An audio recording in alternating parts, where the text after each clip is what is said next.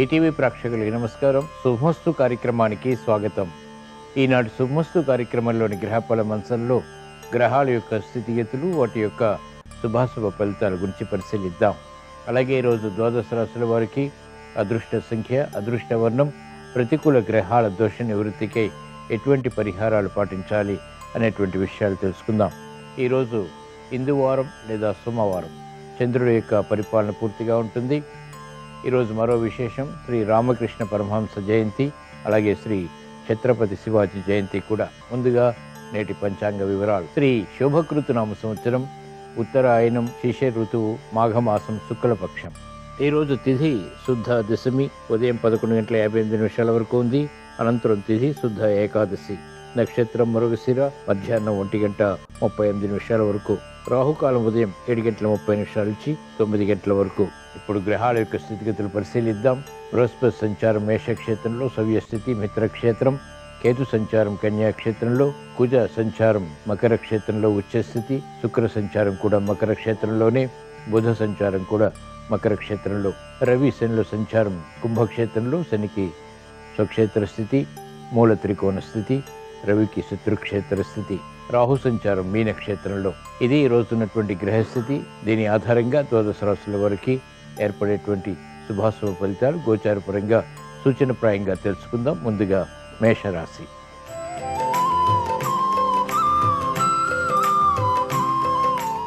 ఈరోజు మేషరాశి వారి ఫలితాన్ని పరిశీలించినట్లయితే ప్రయాణాల ద్వారా ప్రయోజనాలు సాధించగలుగుతారు.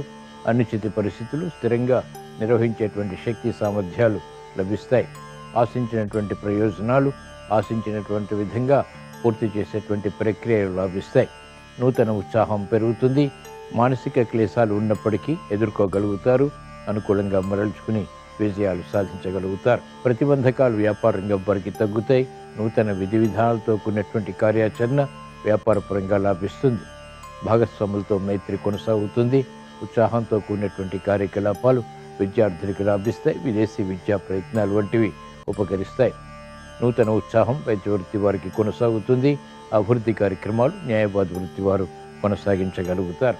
మహిళలకు ఆనందకర సంఘటనలు చోటు చేసుకుంటే గతంలో ఆగిపోయినటువంటి కార్యకలాపాలు పునఃప్రారంభించి విజయాలు సాధించగలుగుతారు.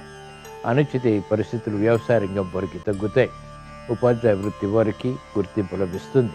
క్రీడారంగం వారికి ప్రాధాన్యత పెరుగుతుంది. సినీ రంగం వారికి మంచి అవకాశాలు ఆర్థికంగా లభిస్తాయి. ఈరోజు మేషరాశి వారు ప్రతికూల ప్రభావాన్ని దూరం చేసుకుని అనుకూలంగా మరల్చుకుని మెరుగైనటువంటి అవకాశాలు పొందటానికి శ్రీ దుర్గాదేవిని దర్శించడం, స్మరించడం, పూజించడం శ్రేయస్కరం. తద్వారా వేగవంతమైనటువంటి విజయాలు ప్రాప్తిస్తాయి.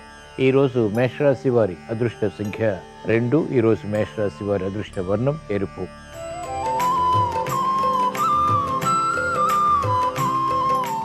ఈరోజు వృషభ రాశి వారి ఫలితాన్ని పరిశీలించినట్లయితే ఆర్థిక వ్యవహారాల్లో అలజడి ఉన్నప్పటికీ నెగ్గుకు రాగలుగుతారు. మెరుగైనటువంటి అవకాశాలకై తహతహా పెరుగుతుంది. అభివృద్ధి కార్యక్రమాలు క్రమక్రమంగా చేపట్టి అంతిమంగా ఆశించినటువంటి ప్రయోజనాలు పొందగలుగుతారు. ఆరోగ్య విషయంలో చిరు సమస్యలు కొనసాగుతాయి. ఖర్చులు కూడా పెరుగుతాయి. ఆనందకర వాతావరణం గృహరీత్యా నెలకొంటుంది. మహిళలకు శుభ సంఘటనలు చోటు చేసుకుంటాయి. శ్రమ ఉన్నప్పటికీ అధిగమించగలుగుతారు. వ్యాపార రంగం వారికి వ్యాపార పెట్టుబడులు కలిసి వస్తాయి. వ్యాపార విస్తరణలకే చేసేటువంటి ప్రయత్నాల్లో ఖర్చులు ఉక్కిరిబిక్కిరి చేస్తాయి. కార్యక్రమ నిర్వహణలో నైపుణ్యం క్రీడారంగం వారు ప్రదర్శించగలుగుతారు. మెరుగైనటువంటి అవకాశాలు వ్యవసాయ రంగం వారికి లభిస్తాయి. ఆశించినటువంటి కార్యకలాపాలు న్యాయవాద వృత్తి వారు పూర్తి చేయగలుగుతారు. వృత్తిలో ప్రావీణ్యత పెరుగుతుంది. సంబంధ బాంధవ్యాల విషయంలో ఏర్పడినటువంటి అనుచిత పరిస్థితులు ఉపాధ్యాయ వృత్తి వారికి క్రమక్రమంగా తగ్గుతాయి. చేపట్టినటువంటి కార్యకలాపాల్లో ప్రోత్సాహం క్రీడారంగం వారు పొందగలుగుతారు. సినీ రంగం వారికి అత్యంత అనుకూలం. ఈరోజు వృషభ రాశి వారు ప్రతికూల ప్రభావాన్ని దూరం చేసుకుని లేదా ఎదుర్కొని అనుకూలంగా మరల్చుకుని ఇంకా మంచి విజయాలు సాధించడానికి శ్రీకృష్ణ పరమాత్మని దర్శించడం, స్మరించడం, పూజించడం శ్రేయస్కరం. భగవద్గీత పఠనం, శ్రవణం మేలుని కలిగిస్తుంది. శుభవ్యయం ద్వారా ఆనందకర పరిస్థితుల్ని ఆహ్వానించగలుగుతారు. ఈరోజు వృషభ రాశి వారి అదృష్ట సంఖ్య 6. ఈరోజు వృషభ రాశి వారి అదృష్ట వర్ణం తెలుపు.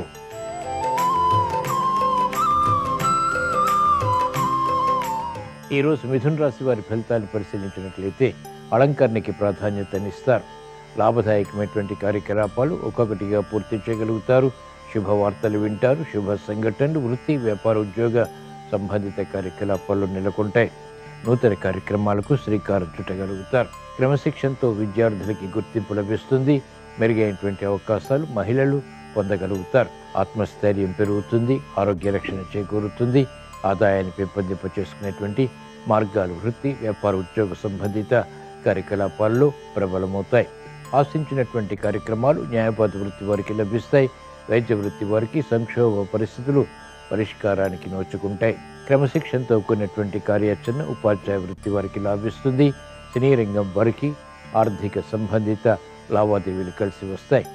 నూతన ఉత్సాహంతో కూడినటువంటి కార్యకలాపాలు క్రీడారంగం వారికి లాభిస్తాయి. ఈరోజు మిథున రాశి వారు ప్రతికూల ప్రభావాన్ని దూరం చేసుకుని లేదా ఎదుర్కొని అనుకూలంగా మరల్చుకుని ఇంకా మంచి విజయాలు సాధించడానికి మహాకాళి అమ్మవారిని దర్శించడం, స్మరించడం, పూజించడం శ్రేయస్కరం. తద్వారా వేగవంతమైనటువంటి విజయాలు ప్రాప్తిస్తాయి. శత్రుభీతి పోతుంది. ఈరోజు మిథున రాశి వారి అదృష్ట సంఖ్య 5. ఈరోజు మిథున రాశి వారి అదృష్ట వర్ణం ఆకుపచ్చ.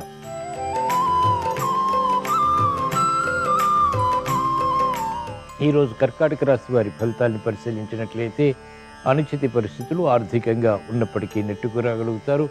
గత వైభవాన్ని తిరిగి రాబట్టుకునేటువంటి ప్రయత్నాల్లో ఆటంకాలను చవిచూస్తారు. శ్రమ అధికమవుతుంది. చేపట్టినటువంటి కార్యకలాపాల్లో విముఖత ఉంటుంది. ఆశించినటువంటి కార్యక్రమ నిర్వహణలో లోపాలు కూడా వెలుగులోకి వస్తాయి. కాబట్టి ఆచితూచి వ్యవహరించాలి.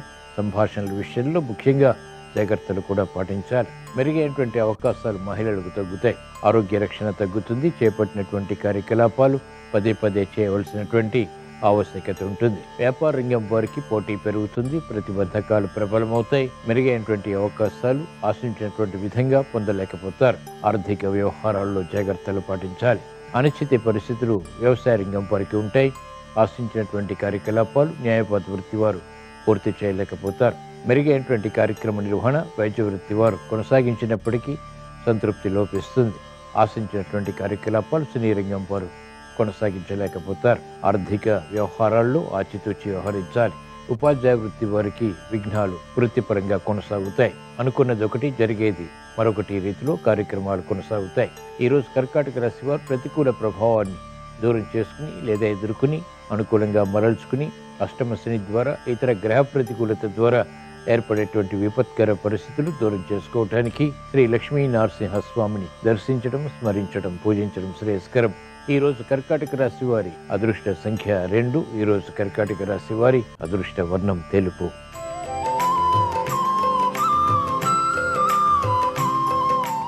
ఈరోజు సింహరాశి వారి ఫలితాలను పరిశీలించినట్లయితే విదేశీ ప్రయాణాలు ఉపకరిస్తాయి. విదేశీ సంబంధిత లావాదేవీలు కలిసి వస్తాయి. అదృష్ట సంఘటనలు ఆకస్మికం. నూతన బాధ్యతలు పెరిగినప్పటికీ సక్రమ నిర్వహణ ద్వారా కార్యక్రమాలు పూర్తి చేసి విజయాలు సాధించగలుగుతారు. మానసిక ఉల్లాసం పెరుగుతుంది. పిల్లల విషయంలో అభివృద్ధి గోచరిస్తుంది. కార్యక్రమాల్లో వేగం పెరుగుతుంది. గతంలో కన్నా మెరుగైనటువంటి వాతావరణం మహిళలకు ఆహ్లాదాన్ని కలిగిస్తుంది. మెరుగైనటువంటి అవకాశాలు వ్యాపార రంగం వారు ఆకస్మికంగా పొందగలుగుతారు. అభివృద్ధి ఆర్థికంగా ఆనందానికి దారితీస్తుంది. క్రమశిక్షణతో కూడినటువంటి నిర్ణయాలు విద్యార్థులకు ఉపకరిస్తాయి. విదేశీ పర్యటనలు, విదేశీ విద్యపై అవగాహనతో కూడినటువంటి విషయాలు సంతృప్తిని కలిగిస్తాయి. మెరుగైనటువంటి కార్యక్రమ నిర్వహణ వ్యాపార రంగం వారు కొనసాగించగలుగుతారు. అభివృద్ధి వ్యవసాయ రంగం వారికి కొనసాగుతుంది. మానసిక ఉల్లాసంతో కూడినటువంటి కార్యకలాపాలు వైద్య వృత్తి వారికి సంతృప్తిని కలిగిస్తాయి. ఆత్మవిశ్వాసం న్యాయవాద వృత్తి వారికి పెరుగుతుంది. అభివృద్ధి కార్యక్రమాలు సినీ రంగం వారు ఒక్కొక్కటిగా పూర్తి చేసి ఆర్థిక పరమైనటువంటి అంశాల్లో విజయాలు సాధించగలుగుతారు. క్రీడా రంగం వారికి అత్యంత అనుకూలం. ఈరోజు సింహరాశి వారు ప్రతికూల ప్రభావాన్ని దూరం చేసుకుని లేదా ఎదుర్కొని అనుకూలంగా మరల్చుకుని మంచి విజయాలు సాధించడానికి శ్రీ మహాకాళి అమ్మవారిని దర్శించడం, స్మరించడం, పూజించడం శ్రేయస్కరం. ఈరోజు సింహరాశి వారి అదృష్ట సంఖ్య 1. ఈరోజు సింహరాశి వారి అదృష్ట వర్ణం పసుపు.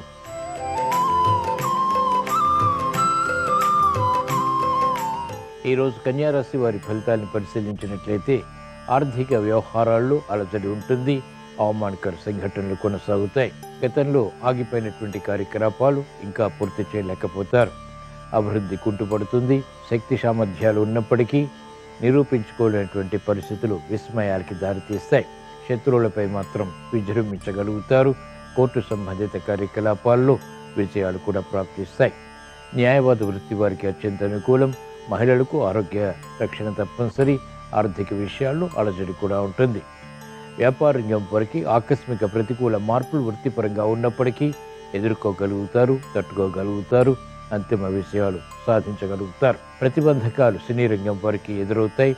అయినప్పటికీ సంతృప్తికర వాతావరణం వృత్తిపరంగా బలాన్ని కలిగిస్తుంది. వైద్య వృత్తి వారికి అత్యంత అనుకూలం. బాధ్యతతో కూడినటువంటి కార్యక్రమాలు ఉపాధ్యాయ వృత్తి వారికి లబ్ధిని కలిగిస్తాయి. ఈరోజు కన్యా రాశి వారు ప్రతికూల ప్రభావాన్ని దూరం చేసుకుని లేదా ఎదుర్కొని అనుకూలంగా మరల్చుకుని మంచి విజయాలు సాధించడానికి శ్రీ లలితా పరమేశ్వరి దేవిని దర్శించడం, స్మరించడం, పూజించడం శ్రేయస్కరం. ఈరోజు కన్యా రాశి వారి అదృష్ట సంఖ్య 5. ఈరోజు కన్యా రాశి వారి అదృష్ట వర్ణం ఆకుపచ్చ.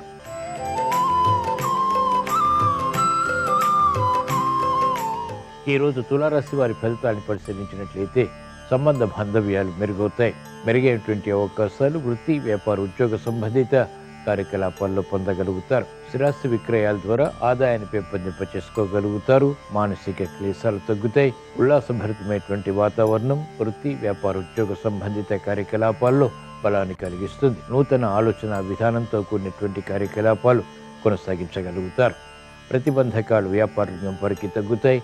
మహిళలకు స్ఫూర్తి పెరుగుతుంది. తెలివైనటువంటి నిర్ణయాల ద్వారా సమస్యల్ని వేగవంతంగా పరిష్కరించుకోగలుగుతారు. ఆరోగ్య రక్షణ, ఆర్థిక రక్షణ కొనసాగుతాయి. మెరుగైనటువంటి కార్యక్రమాలు సినీ రంగం వారు కొనసాగించగలుగుతారు. వ్యవసాయ రంగం వారికి అత్యంత అనుకూలం. శోభతో కూడినటువంటి కార్యక్రమాలు, తద్వారా విజయాలు వైద్య వృత్తి వారికి రాణిస్తాయి.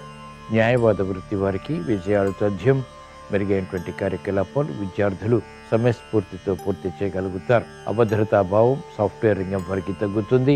ఆశించినటువంటి కార్యక్రమాలు ఉపాధ్యాయ వృత్తి వారికి కలిసి వస్తాయి. ఈరోజు తులారాశి వారు ప్రతికూల ప్రభావాన్ని దూరం చేసుకుని లేదా ఎదుర్కొని అనుకూలంగా మరల్చుకుని మంచి విజయాలు సాధించడానికి ఈశ్వరారాధన, ఈశ్వర స్మరణ, ఈశ్వరాభిషేకం వంటి ప్రక్రియలు ఉపకరిస్తాయి. రుద్రాభిషేకం మేలుని కలిగిస్తుంది. ఆశించినటువంటి కార్యక్రమాల్లో వేగవంతమైనటువంటి విజయాలు సాధించగలుగుతారు. ఈరోజు తులారాశి వారి అదృష్ట సంఖ్య 9. ఈరోజు తులారాశి వారి అదృష్ట వర్ణం పసుపు.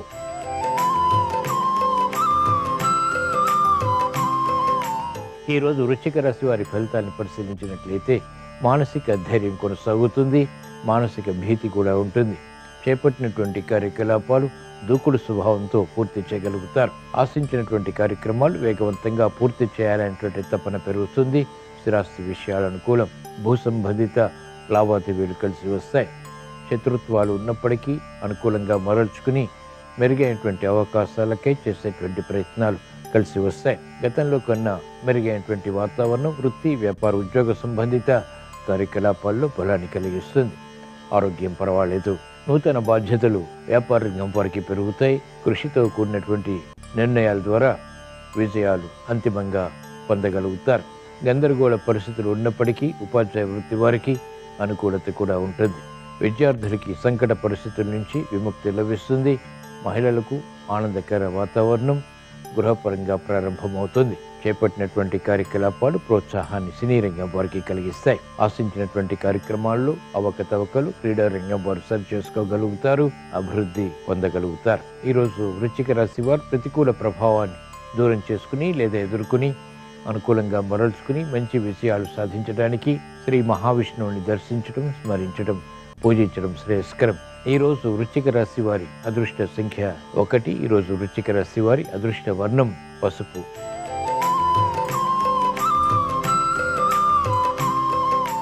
ఈరోజు ధనుస్సు రాశి వారి ఫలితాన్ని పరిశీలించినట్లయితే ఆహ్లాద పరిస్థితులు గృహరీత్యా నెలకొంటాయి. వృత్తి, వ్యాపార, ఉద్యోగ సంబంధిత కార్యకలాపాల్లో ప్రోత్సాహం కూడా ఉంటుంది. గతంలో కన్నా మెరుగైనటువంటి వాతావరణం అభివృద్ధిని కలిగిస్తుంది. సంకట పరిస్థితులకు, సమస్యలకు పరిష్కారాలు లభిస్తాయి. నూతన ఉత్సాహం పెరుగుతుంది. చేపట్టినటువంటి కార్యకలాపాలు కలిసి వస్తాయి. వ్యాపార రంగం వారికి వ్యాపార విస్తరణ వంటివి కలిసి వస్తాయి. ఆర్థిక లాభాలకే చేసేటువంటి ప్రయత్నాల్లో పురోగవృద్ధి గోచరిస్తుంది. న్యాయవాద వృత్తి వారికి అత్యంత అనుకూలం. వైద్య వృత్తి వారికి గుర్తింపు లభిస్తుంది. ప్రాధాన్యత పెరుగుతుంది. సినీ రంగం వారికి ప్రాముఖ్యతతో కూడినటువంటి కార్యక్రమ నిర్వహణ కలిసి వస్తుంది. ఆర్థిక అనుకూలతకు దోహదపడుతుంది. మెరుగైనటువంటి అవకాశాలు సాఫ్ట్వేర్ రంగం వారు పొందగలుగుతారు. అభివృద్ధి వ్యవసాయ రంగం వారికి కొనసాగుతుంది. అనిశ్చిత పరిస్థితులు క్రీడా రంగం వారికి తగ్గుతాయి. స్థిరమైనటువంటి కార్యాచరణ ద్వారా ఉత్తమ విజయ ప్రాప్తి చేకూరుతుంది. ఈరోజు ధనుస్సు రాశి వారు ప్రతికూల ప్రభావాన్ని దూరం చేసుకుని లేదా ఎదుర్కొని అనుకూలంగా మరల్చుకుని సంభాషణ ద్వారా ఏర్పడేటువంటి వివాదాలు పరిష్కరించుకోవటానికి, అనుకూలంగా మరల్చుకుని విజయాలు సాధించడానికి శ్రీ లక్ష్మీ నరసింహస్వామిని దర్శించడం, స్మరించడం, పూజించడం శ్రేయస్కరం. తద్వారా సంభాషణలు అనుకూలంగా మరల్చుకోగలుగుతారు. వివాదాలు కనుమరుగవుతాయి. ప్రశాంతత పెరుగుతుంది. ఈరోజు ధనుస్సు రాశి వారి అదృష్ట సంఖ్య 3. ఈరోజు ధనుస్సు రాశి వారి అదృష్ట వర్ణం ఎరుపు.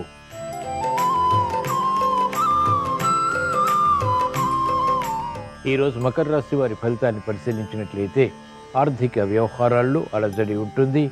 ఆనందకర పరిస్థితులు క్రమక్రమంగా ప్రబలమవుతాయి. నూతన కార్యక్రమాలకు విఘ్నాలు ఏర్పడినప్పటికీ అంతిమ విజయాలు కూడా క్రమక్రమంగా పొందగలుగుతారు. శ్రమ అధికమవుతుంది. మందత్వం పెరుగుతుంది. చురుకైనటువంటి కార్యాచరణ వేగవంతంగా పూర్తి చేయలేకపోతారు.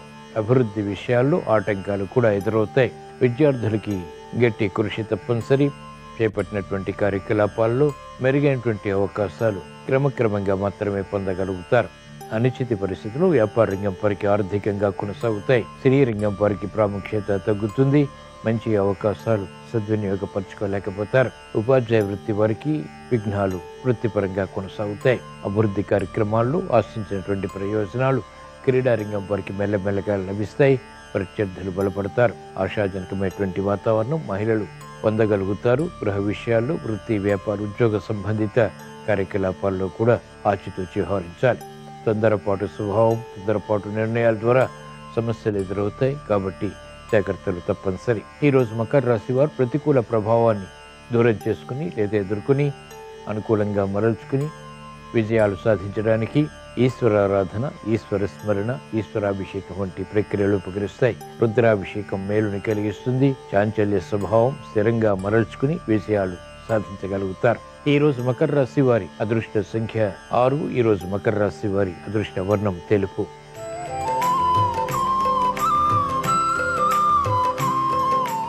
ఈ రోజు కుంభరాశి వారి ఫలితాన్ని పరిశీలించినట్లయితే ఆకస్మిక వ్యయం విస్మయాలకి దారితీస్తుంది. ఆదాయాన్ని పెంపొందింప చేసుకునేటువంటి మార్గాలు తగ్గుతాయి. శ్రమ అధికమవుతుంది. చేపట్టినటువంటి కార్యకలాపాలపై విముఖత కూడా ఉంటుంది. మానసిక క్లేశాలు ప్రబలమవుతాయి. అనుకున్నదే తడుగా కార్యక్రమాలు చేపట్టడం ద్వారా సమస్యలు ఆకస్మికంగా ఎదురవుతాయి. కాబట్టి జాగ్రత్తలు పాటించాలి. ఆచితూచి వ్యవహరించాలి. మెరుగైనటువంటి అవకాశాలకై వేచి ఉండవలసినటువంటి సమయం ఇది. కార్యక్రమాల్లో ఆశించినటువంటి ప్రయోజనాల్లో విఘ్నాలని కూడా చవిచూస్తారు. ఆరోగ్య విషయంలో జాగ్రత్తలు పాటించాలి. ఖర్చులు ఉక్కిరిబిక్కిరి చేస్తాయి. మెరుగైనటువంటి అవకాశాలు వ్యాపార రంగం వారు పొందలేకపోతారు. పోటీ పెరుగుతుంది. మోసపూర్తి వాతావరణం ద్వారా ఏర్పడినటువంటి ప్రతికూలత సమస్యలుగా మారుతుంది. అనిశ్చితి విద్యార్థులకి కొనసాగుతుంది. నిర్ణయాలు త్వరితగతిన తీసుకోలేకపోతారు. ప్రతిబంధకాలు సినీ రంగం వారికి కొనసాగుతాయి. అయోమయ పరిస్థితులు ఉంటాయి. మెరుగైనటువంటి కార్యక్రమ నిర్వహణ వైద్య వృత్తి వారు కొనసాగించలేకపోతారు. లోపాలు వెలుగులోకి వస్తాయి. న్యాయవాద వృత్తి వారికి పోటీ పెరుగుతుంది. సంకట పరిస్థితులు ఉంటాయి. కార్యక్రమాల్లో వేగం ఉపాధ్యాయ వృత్తి వారు పొందలేకపోతారు. క్రీడా రంగం వారికి అనిశ్చితి కొనసాగుతుంది. ఈ రోజు కుంభరాశి వారు ప్రతికూల ప్రభావాన్ని దూరం చేసుకుని లేదా ఎదుర్కొని అనుకూలంగా మరల్చుకుని మంచి విజయాలు సాధించడానికి శ్రీ దుర్గాదేవిని దర్శించడం, స్మరించడం, పూజించడం శ్రేయస్కరం. ఈరోజు కుంభరాశి వారి అదృష్ట సంఖ్య 5. ఈరోజు కుంభరాశి వారి అదృష్ట వర్ణం ఆకుపచ్చ.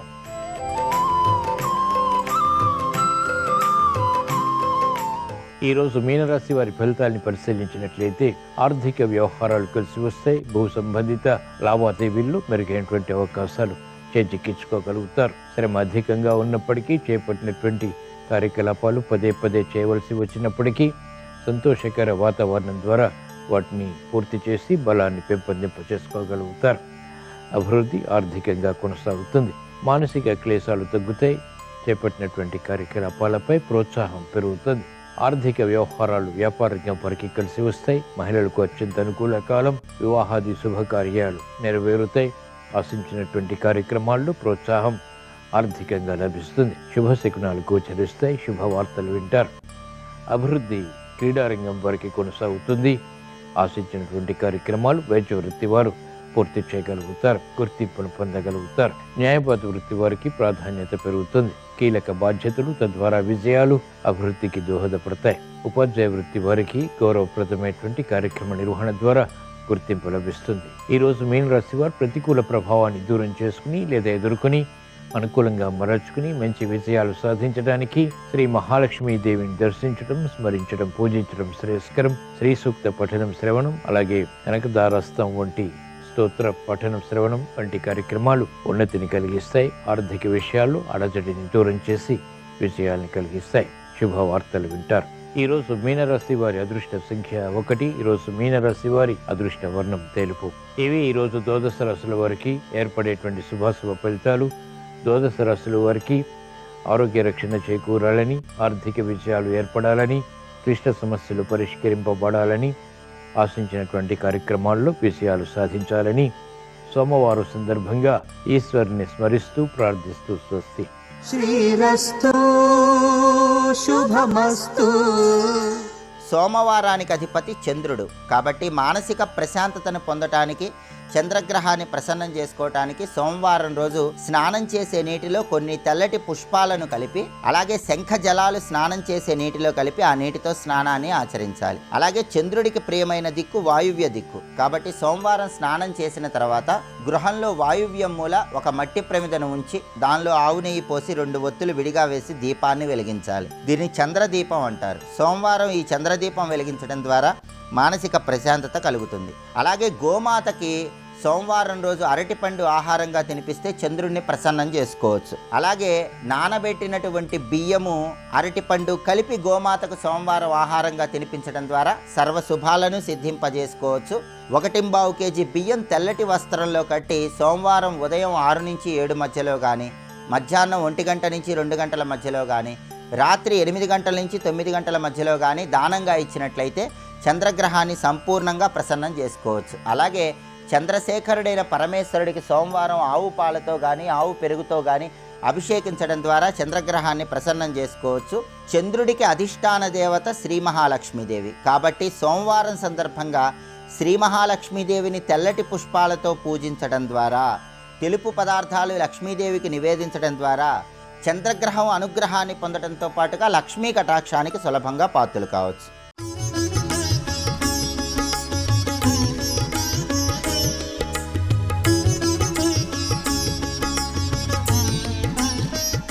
శుభమస్తు కార్యక్రమంలో అదృష్ట జాతకం అంశానికి స్వాగతం. మనిషి పుట్టినప్పటి నుంచి అదృష్టం యొక్క ప్రభావం తెలియజెప్పడానికి అతని యొక్క ఆకృతి అద్వితీయమైనటువంటి ప్రభావాల్ని తెలియజేస్తుంది. వీటిలో అంగుష్టము యొక్క గొప్ప లక్షణాలు, వాటిలో దాగినటువంటి అద్వితీయమైన అదృష్టాల గురించి మనం చెప్పుకుంటున్నాం. అంగుష్ట పరిమాణంలోనే మనం పూజ చేసేటువంటి విగ్రహాలు కూడా ఇంటిలో ఉండాలి అని చెప్పేసి శాస్త్రంలో చెప్పారు. అంటే ఈ అంగుష్టానికి ఎంత గొప్ప విలువ ఉందో ఒక్కసారి మనం తెలుసుకోవాలి. ఇంటిలో పూజా మందిరంలో అంగుష్ట పరిమాణం కలిగినటువంటి విగ్రహాల్ని ఉంచి పూజ చేసినట్లయితే చక్కటి సత్ఫలితాన్ని సాధించటానికి, అదృష్టవంతులుగా మారటానికి కూడా ఆస్కారం అత్యధికంగా ఉంటుంది.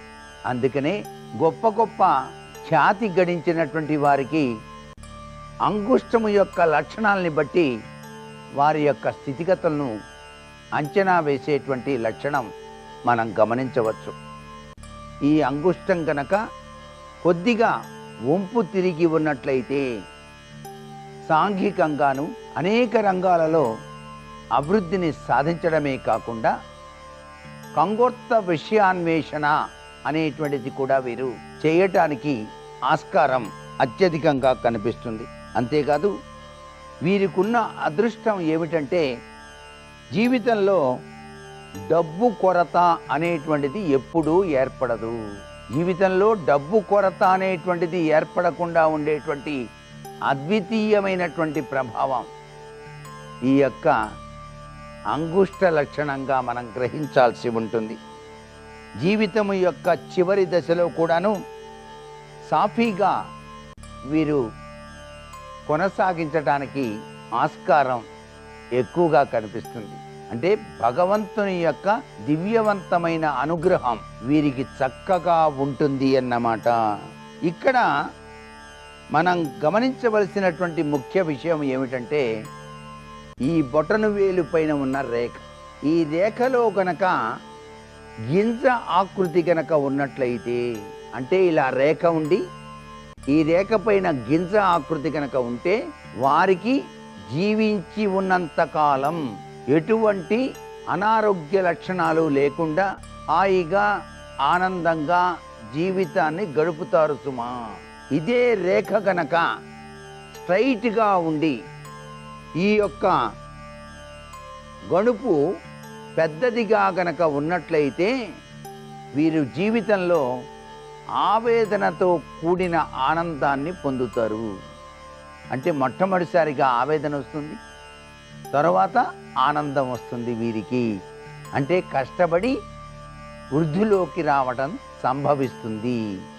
ఈ రేఖ పైన గనక 3 రేఖలు వరుసన గనక పుట్టినట్లయితే వీరు తప్పనిసరిగా ఆధ్యాత్మిక రంగంలో రాణించటానికి ఆస్కారం ఉంటుంది. అంటే దేవాలయాలు పునర్నిర్మాణం చేయటం కానీ, దేవునికి సంబంధించినటువంటి విషయాలని 10 మందికి చెప్పాలనే తాపత్రయం ఉండటం కానీ, అనేక విషయాల పట్ల జిజ్ఞాస కలిగి నేనెవరిని అని ఆలోచించేటువంటి జ్ఞాన సంపన్నత కలిగి ఉంటారు సుమా అని కూడాను మనకు అదృష్ట జాతకరీత్యా తెలుసుకుందాం.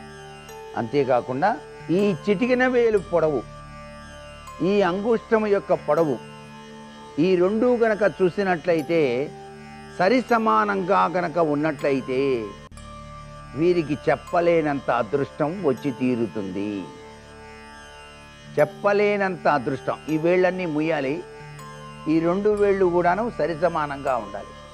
అంగుష్టాభ్యా నమః అన్నట్టు ఇక్కడ తర్జనేభ్యా నమః అన్నట్టు ఈ 2 కూడాను సరి సమానంగా గీత గీసినట్టుగా కనుక ఉన్నట్లయితే వీళ్ళు అనేక రంగాలలో అద్వితీయమైన ఖ్యాతిని గడిస్తారు. వీరు చెప్పేటువంటి విషయాలు అనేక మందికి మార్గదర్శక సూత్రాలుగా మారుతాయి. నిత్యము ఆచరిస్తారు. ఆచరణలో అభ్యుదయం పండిన మాన్యంగా ఇతరుల జీవితాలకు వీళ్ళు మార్గదర్శకులు అవుతారు సుమా. మరికొన్ని ముఖ్య విషయాలు రేపటి అదృష్ట జాతకం అనే అంశంలో తెలుసుకుందామా? మరి సర్వే జనా సుఖినో భవంతు.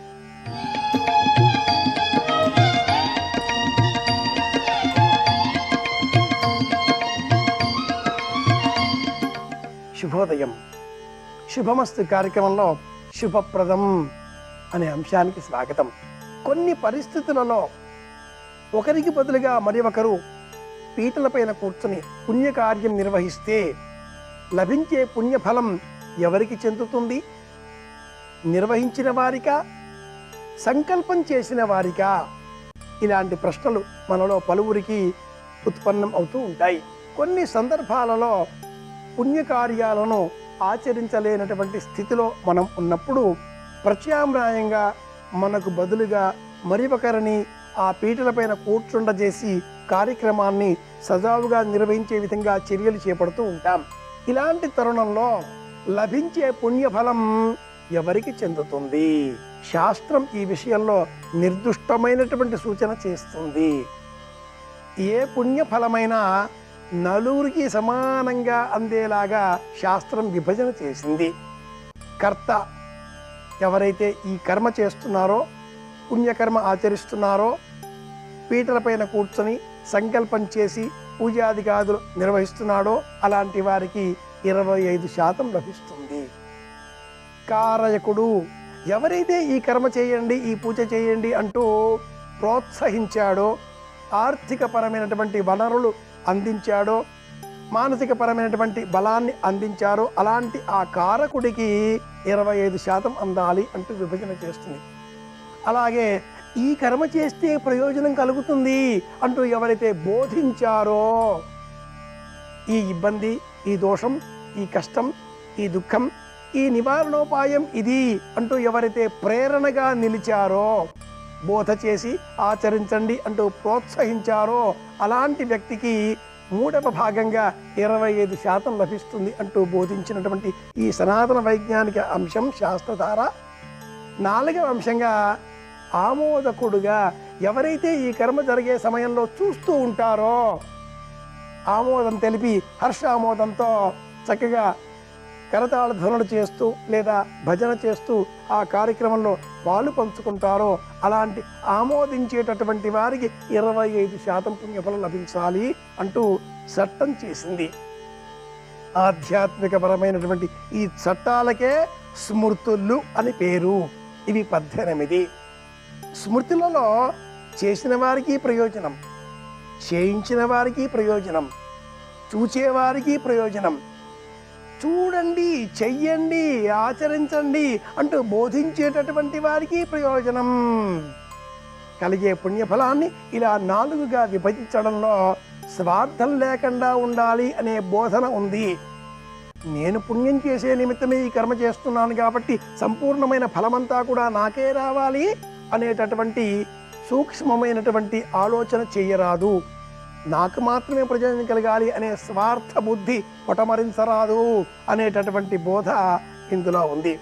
అభిషేక సేవ చేసే సమయంలో చేసేటటువంటి వారు పాత్రలో నీరు అయిపోతుందా ఏమో, పంచామృతం చిలుకుతుందో ఏమో, మీద చిట్లుతుందో ఏమో, పరమేశ్వరాభిషేక జలం మీద పడి పాదాల మీద పడి దోషం కలుగుతుందో ఏమో, ఇలా పరిపరి విధానాలతో వారు ఆ అభిషేక సేవ నిర్వహిస్తూ ఉంటారు. ఉదాహరణగా మనం ఆలోచించినట్లయితే శివాభిషేకమే ఇలా చేసినట్లయితే చేసేటటువంటి వారికి 25%, అలాగే ఆ పంచదార, పాలు, పెరుగు, తేనె లేదా చక్కెర పొడి లేదా ఇంకేదైనా ద్రవం సేకరించి తెచ్చి అందించినటువంటి వారికి ఇలా చేస్తే ఈ ప్రయోజనం కలుగుతుంది అంటూ మంత్రంతో ప్రోత్సహిస్తూ పక్కన కూర్చొని నమ్మకంతో ఇంకేదైనా మంత్ర రూపంతో చెప్పేటటువంటి వారికి ఈ ముగ్గురితో పాటుగా ఊరికే ఎదరగా కూర్చొని ప్రశాంతంగా అభిషేక సేవ జరిగే సమయాల్లో ఆ పరమేశ్వరుడిని చూస్తూ ఆనందించేటటువంటి వారికి ఆమోదించేటటువంటి వారు అనే నామకరణం చేస్తూ 4 ఈ 4కి సమానంగా పుణ్యఫలం అందాలి అంటూ శాస్త్రం నిర్దేశిస్తుంది. సమాజం 4గా విభజింపబడి ఉన్నది. చేసే కర్మ 4గా చెప్పబడి ఉంటుంది. పండ, క్షత్వ, మేధ, చార్విణి అన్న రూపంలో ఆలోచన సరళి 4 రూపాలలో ప్రవహిస్తూ ఉంటుంది.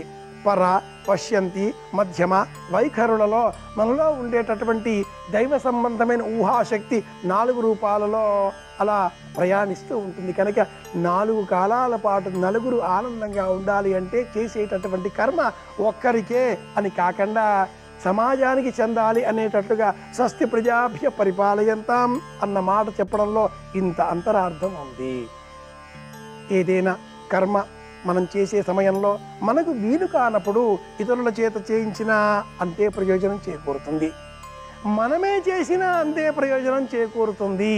ఈ ధర్మం తెలియని అనేకులు నేనే చెయ్యాలి అంటూ అడుగు ముందుకు వేస్తూ ఉంటారు.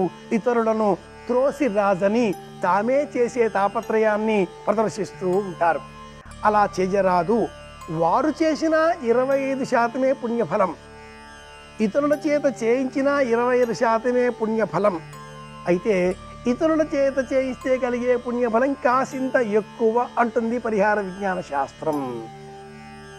ఎలా అంటే చేసినందువల్ల కలిగేటటువంటి ప్రయోజనం 25%, చేయించినందువల్ల కలిగేటటువంటి ప్రయోజనం 25% అన్నప్పుడు ఆ చేయించినందువల్ల కలిగే 20%తో పాటుగా చేయించిన వారి మనస్సులో మనపైన కదిలేటటువంటి, పెరిగేటటువంటి, మెదిలేటటువంటి కృతజ్ఞతాభావం, నా చేత వీరు ఇంత సేవ చేయించారు అనేటటువంటి ఆ కృతజ్ఞతాపూర్వక ప్రేమ, ఆప్యాయత, అనురాగ కారణంగా పెరిగిన పుణ్యఫలం ఇది 25%.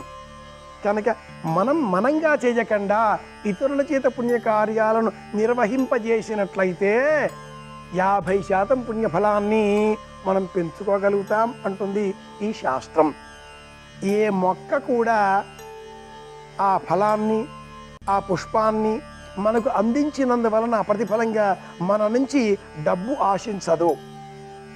ఆ పొలాన్ని లేక ఆ భూమిని సాగు చేసి సారవంతం చేసి మొక్కలు నాటి ఫలసాయం పొందిన ఆ రైతు లేక ఆ మొక్కల పెంపకందారు ఫలసాయాన్ని పొందే సమయంలో మొక్కల నుంచి పుష్పాలను ఫలాలను స్వీకరిస్తాడు. ప్రతిఫలంగా వాటికి నీరు మాత్రమే అందిస్తాడు. కృతజ్ఞతాపూర్వకంగా మనం ఎదుటివారికి చెప్పేటటువంటి ధన్యవాదాలు అన్న పదంలో ఇంత అంతరార్థం ఉంది. కనుకనే కృష్ణార్పణమస్తు అంటూ ఆ పరమేశ్వరుడికి వందన సమర్పణ చేయడం.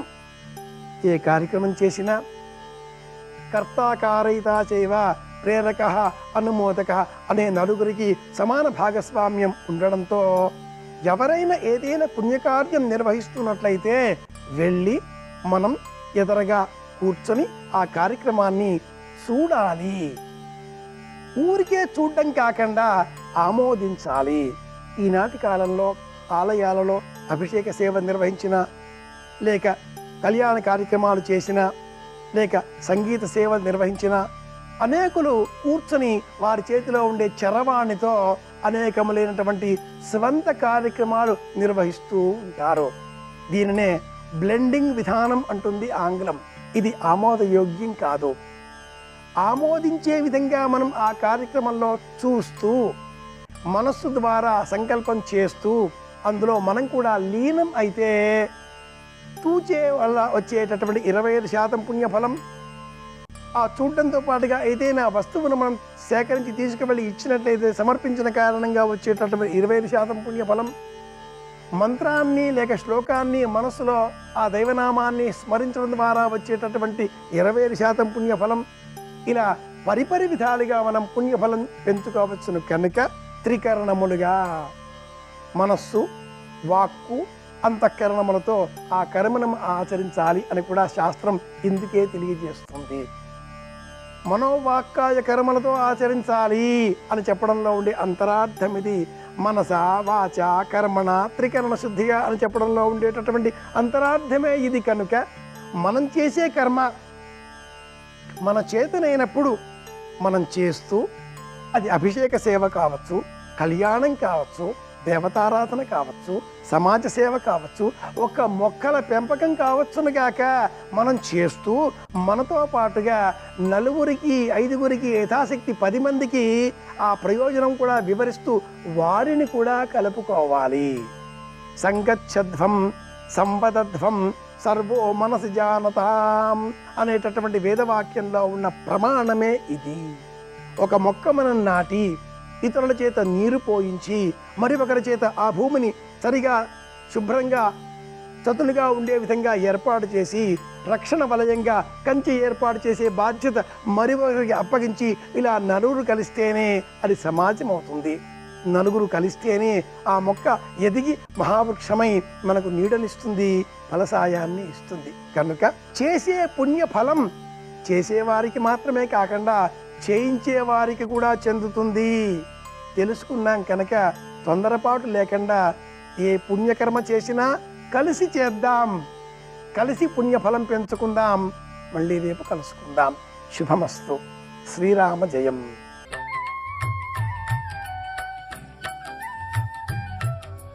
దినకరా శుభకరా దేవా దీనాధార తిమిర సంహార దినకరా శుభకరా.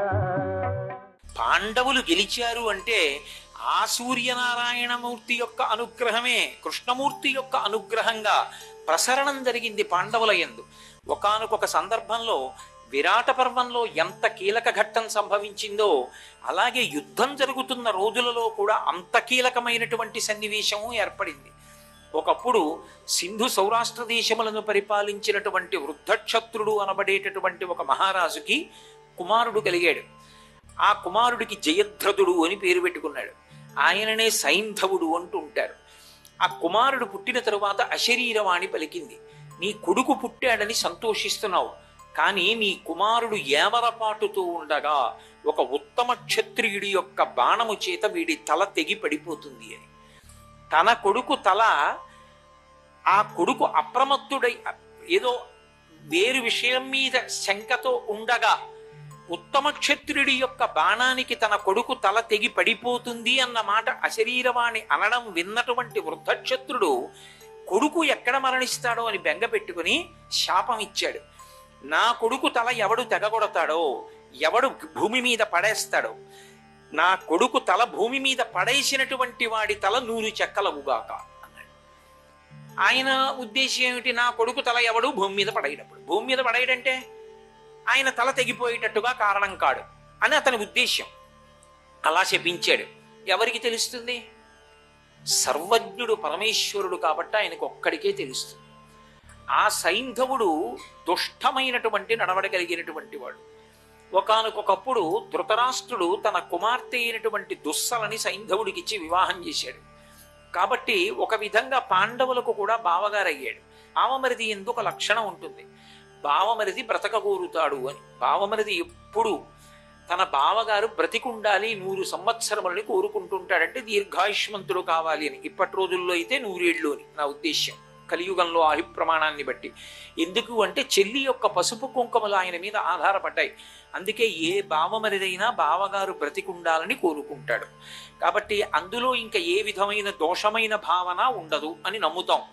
పాండవులకు కూడా సైంధవుడు బావగారు, అందుకని బావగారు బ్రతికుండాలనే కోరుకుంటారు ధర్మాత్ములు కనుక. పాండవులు అరణ్యవాసం చేస్తున్నటువంటి రోజులలో సైంధవుడు తన మిత్రుడైనటువంటి కోటికాస్యుడు అనబడేటటువంటి స్నేహితుడితో కలిసి సాల్వకన్యని చేపట్టడం కోసమని స్వయంవరానికి బయలుదేరి వెడుతున్నాడు.